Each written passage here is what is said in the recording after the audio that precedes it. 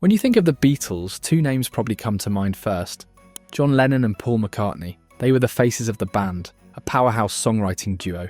But what if I told you that it was George Harrison, who not only shaped their sound in ways most people overlook, but also wrote the most popular Beatles song of all time? George spent years in the shadow of John and Paul, fighting for his place as a songwriter.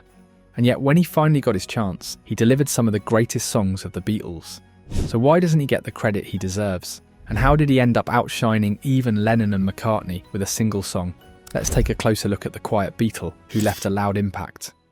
From the early days of the Beatles, it was Paul McCartney and John Lennon who were by far the most popular and dominant members of the band. They were the driving force behind the group's sound, writing most of their material, while George Harrison, as the youngest member, played a supporting role. At the time, there wasn't much room for Harrison to showcase his own songwriting talents, but George's connection to Paul was key.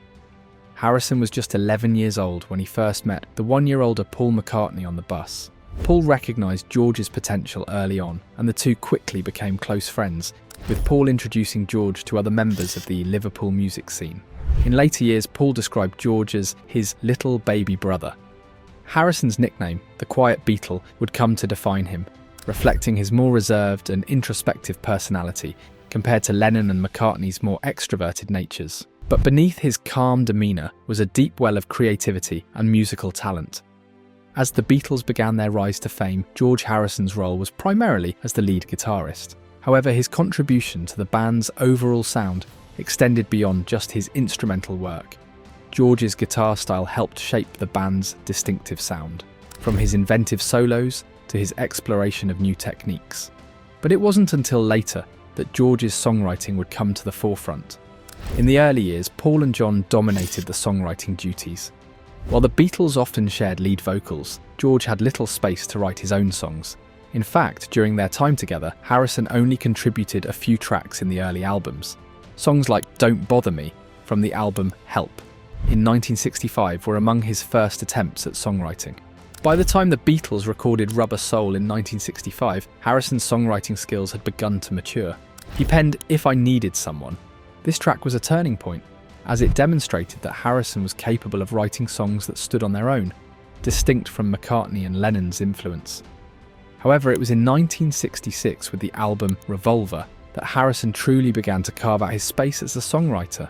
His track Taxman was a social commentary on wealth and taxes in Britain, showcasing his ability to write about more than just love and relationships. It marked a new phase in his songwriting career, with more personal and political themes entering his music. As the Beatles evolved, so did George Harrison's songwriting.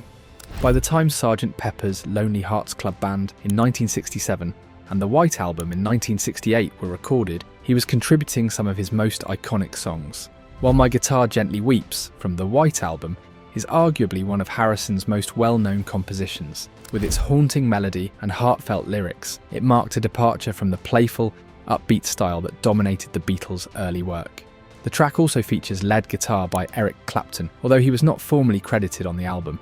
But Harrison's crowning achievement as a Beatles songwriter came in 1969 with the release of the album Abbey Road. Here he gave the world two of his most beloved songs, Something and Here Comes the Sun. Something is often considered one of the greatest love songs ever written, and it became a massive hit, further cementing Harrison's status as a top-tier songwriter. The song's tender, heartfelt lyrics and timeless melody made it a favourite among fans, and it is still one of the most recognised Beatles songs to this day. Interestingly, Something was the first Beatles A-side single written by George Harrison. Here Comes the Sun is another example of Harrison's musical genius.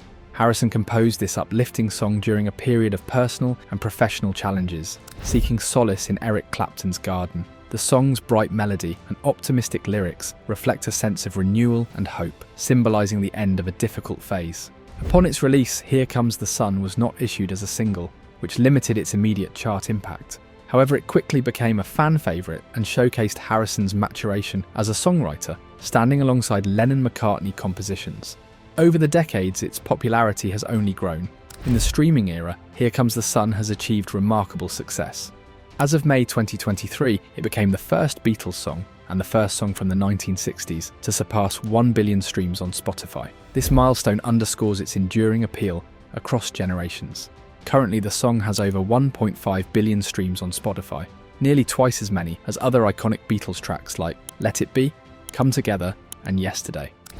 After the Beatles disbanded in 1970, Harrison became the first member to release a highly successful solo album. His album, All Things Must Pass, was both a critical and commercial triumph, featuring the hit single My Sweet Lord, the first solo song by a former Beatle to reach #1 on the charts in both the US and the UK.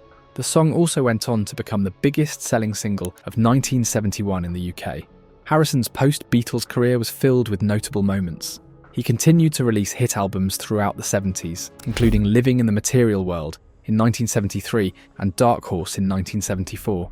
His solo work explored a wide range of musical styles, from rock to spiritual ballads.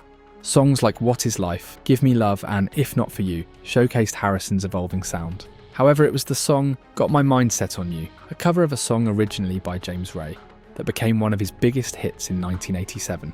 The song's success marked a resurgence in Harrison's solo career, and it was a commercial triumph. Despite being a cover, it became one of his most widely recognised songs. In 1988, Harrison was a founding member of the supergroup The Travelling Wilburys, alongside Bob Dylan, Tom Petty, Jeff Lynne and Roy Orbison. Their debut album, Travelling Wilburys Vol. 1, was a huge success, with the song End of the Line becoming one of their most popular tracks.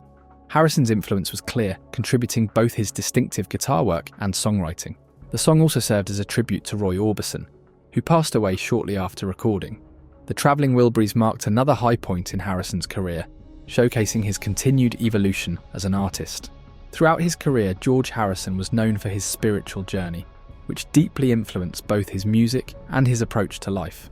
He was a key figure in introducing Indian music and culture to the Western world, especially with the inclusion of the sitar in songs like Norwegian Wood from Rubber Soul and Within You Without You from Sgt. Pepper's Lonely Hearts Club Band. George Harrison continued to perform and record throughout the 80s and 90s, though he battled health issues in his later years. In 1997, he was diagnosed with cancer, which ultimately led to his death in 2001 at the age of 58. Following Harrison's passing, his friends and fellow musicians organised Concert for George, a memorial concert held at the Royal Albert Hall on November 29, 2002, the first anniversary of his death. The event was a heartfelt tribute to his incredible legacy, featuring performances by some of the biggest names in music, including Paul McCartney, Ringo Starr, Eric Clapton, Jeff Lynne, Tom Petty, and George's son Dhani Harrison. McCartney performed Something on the ukulele, joined by Eric Clapton, in a touching tribute to Harrison's love for the instrument.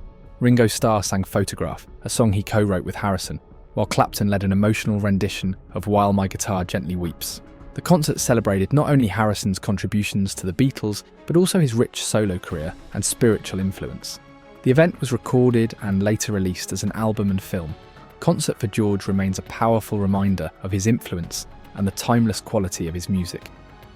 George Harrison may not have been the most outspoken member of the Beatles, but his contributions were nothing short of extraordinary. From his early days as the youngest member of the band to his groundbreaking solo career, Harrison's music continues to resonate with fans around the world. Whether it's Here Comes the Sun, Something, or his solo work, George Harrison's impact on music is undeniable.